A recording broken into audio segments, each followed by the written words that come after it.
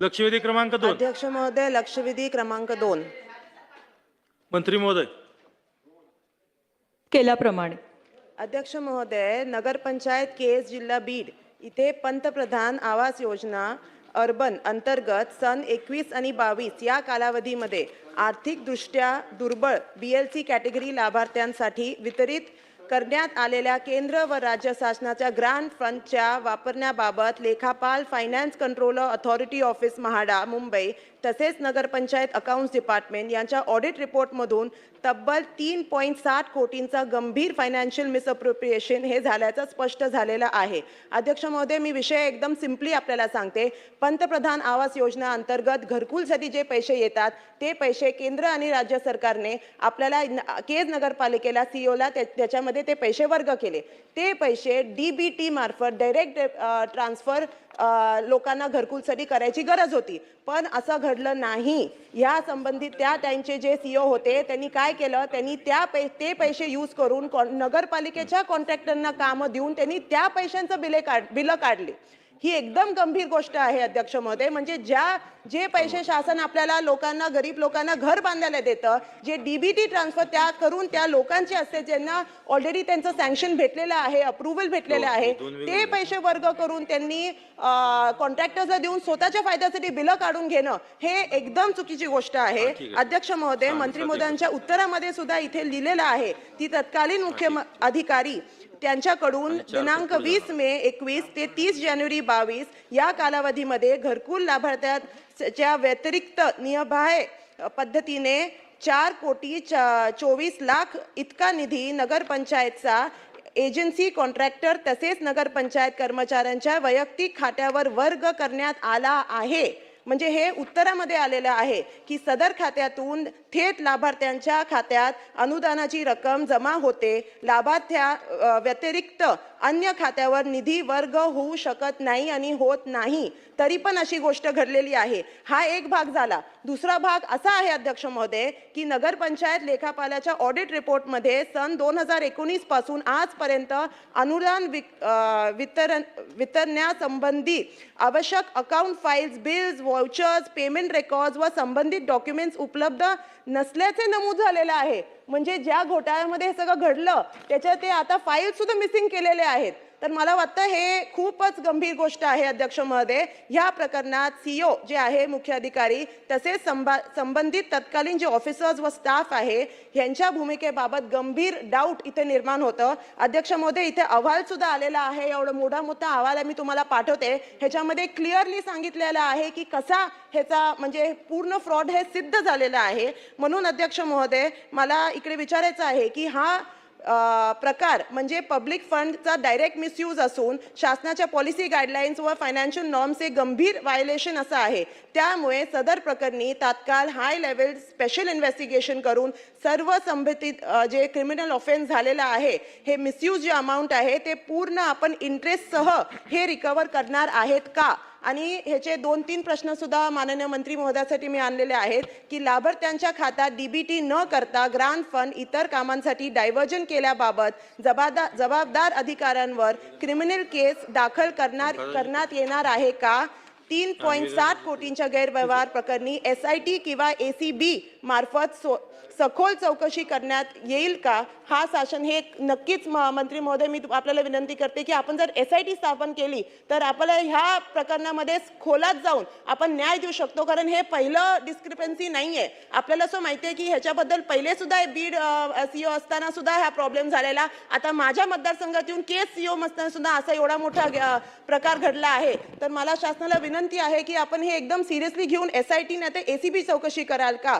Scheme संदर्भातील files, bills व payment records missing असल्याबाबत जबाबदार अधिकाऱ्यांवर शासन कोणती शिस्तभंग कारवाई करणार आहे? व शेवटचा प्रश्न की SNA अकाउंट मधील ग्रांट व इंटरेस्टचा नियमबाह्य वापर झाल्याने ती रक्कम इंटरेस्टसह रिकव्हर करण्यासाठी शासन कोणती पावले उचलणार आहे? मंत्री महोदय. अध्यक्ष महोदय, सदस्य नमिता मुंदडाजींनी हा जो प्रश्न उपस्थित केला लक्षवेधीद्वारे अध्यक्ष महोदय, उत्तरामध्ये पण आम्ही दिलेलं आहे की पंतप्रधान आवास योजनेमध्ये ज्यावेळेस केजमध्ये 374 लाभार्थ्यांना मंजुरी मिळाली अध्यक्ष महोदय. आणि केंद्र शासनाचा हिस्सा 2,24,40,000 आणि राज्य शासनाचा 3,62,00,000 हिस्सा हे दोन्ही 5,86,40,000 हे महाराष्ट्र ग्रामीण बँकेच्या खात्यामध्ये हे पैसे प्राप्त झाले अध्यक्ष महोदय. मुळामध्ये ह्याची जी सुरुवातच झाली अध्यक्ष महोदय, ही संबंधित त्यावेळचे जे अधिकारी आहेत त्यांनी ही चुकीचीच पद्धत केली होती. कारण अध्यक्ष महोदय, PMY योजनेसाठी राष्ट्रीयकृत बँकेत खातं उघडायचे आदेश असताना सुद्धा हे ग्रामीण बँकेत खातं उघडलं गेलं अध्यक्ष महोदय.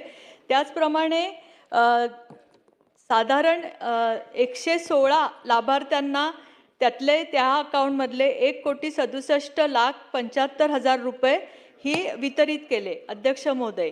पण उरलेली जी रक्कम होती अध्यक्ष महोदय, ही रक्कम ही बँक स्टेटमेंट पण आपल्याला मिळालेलं नाही योग्य, कारण बँक स्टेटमेंटमध्ये पण कुणाच्या खात्यावर रक्कम वर्ग झाली इथे सुद्धा ब्लँक आहे अध्यक्ष महोदय. त्यामुळे बँक स्टेटमेंटमधनं पण हे सर्व कळत नाही की हे पैसे कुठे वितरित केले गेले.